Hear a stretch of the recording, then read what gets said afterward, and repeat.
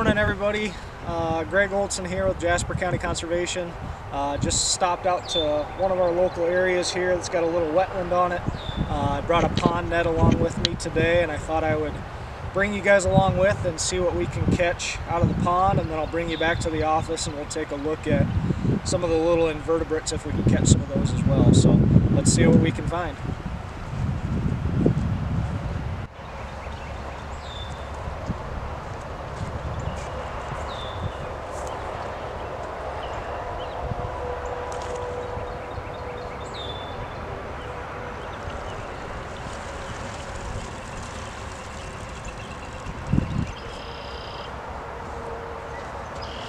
Here's a tiny little guy that we had in the net too. If you guys can see that, that's a bluegill. And the cool thing is when they're small like that, they're almost translucent. You can see inside of their body, basically. You can see their digestive system, some of their internal organs. So we're gonna go ahead and throw him back in the water.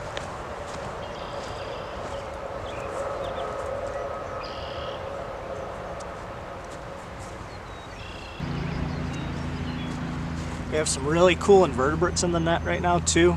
Like I said, I'll bring these back to the office and hopefully we can put them under the microscope and you guys can take a closer look at those guys. If you can see this one on my finger here, see if he'll move around for you.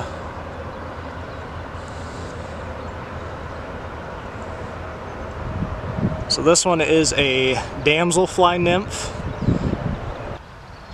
You'll have to forgive me, I'm still trying to figure out how to use this camera in video mode instead of just taking pictures, but here's a closer look at those frog eggs that were deposited on the cattail stalk, and I'll bring the damselfly nymph back in so you guys can take a good look at that one as well. So like I said before, this is the damselfly nymph. And sometimes when you take a close look at them, at their tail especially, they will have three little prongs that stick out from their abdomen. Right now you can't see it too well, but when we put it underneath the microscope, hopefully we can take a closer look at that as well. One other thing that I wanted to share with you guys before I take off here, I know my primary focus when I showed up was to do some pond netting and catch some invertebrates to share those things with you guys.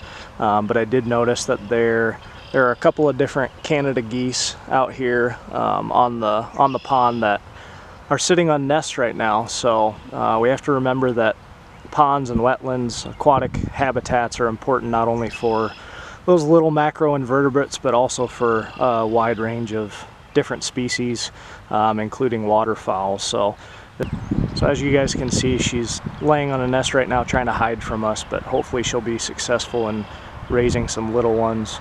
Not only Canada geese prefer to utilize wetlands for their nesting areas, but also other waterfowl as well. So things like mallards and teal. And when I first showed up, not only were there these geese on the pond or the wetland, but we also saw a great blue heron. So they will kind of stalk along the edges and look for fish and frogs and different things like that they can key in on and try to eat. And the other thing that I saw when I showed up was a wood duck, and the males right now are super pretty because it's mating season. So they have those really beautiful feathers to hopefully attract a mate so that they're successful as well. So just thought I'd share that with you guys quick, and we'll head back to the office and take a look at some of those insects that we caught here earlier on. Alright guys, so I'm back at the office now. I just thought I'd pull out some of the invertebrates that we caught out at the pond and show you those guys underneath of the microscope. The first one here that I pulled out, you guys can see that they have kind of a short stocky body, large abdomen, big eyes up towards the front here, and they actually have little hooks or barbs on their legs. So let's go ahead and take a look at this one here. So this one here is actually a dragonfly larva. So you can see those large eyes that I was talking about and the hairs that cover their legs and their body. So female dragonflies, what they'll do is hover over the surface of the water and deposit their eggs into the water.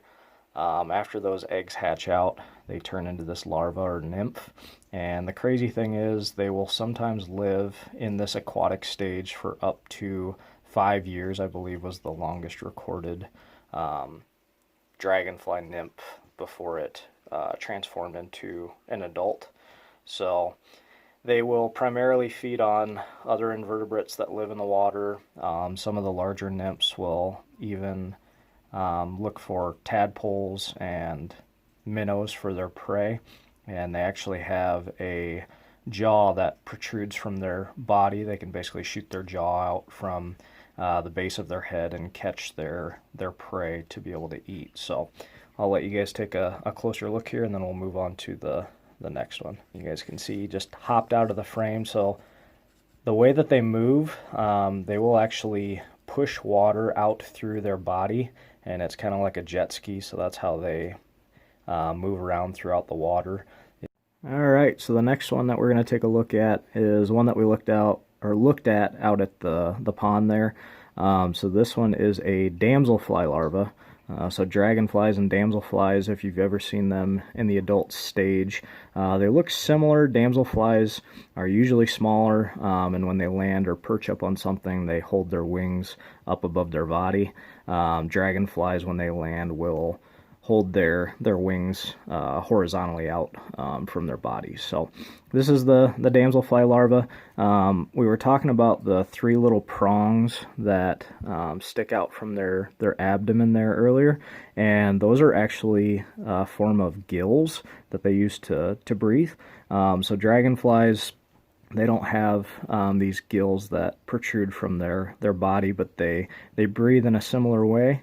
And you can see that the damselflies are smaller. Their abdomens are much longer and skinnier than the dragonfly larvae or nymphs, and they still have 6 legs, obviously, and their eyes are a little bit smaller than the dragonfly larvae are. So let's go ahead and take a look at this one under the microscope. So there's those gills that I was talking about, sticking out from the abdomen, so that's how they breathe.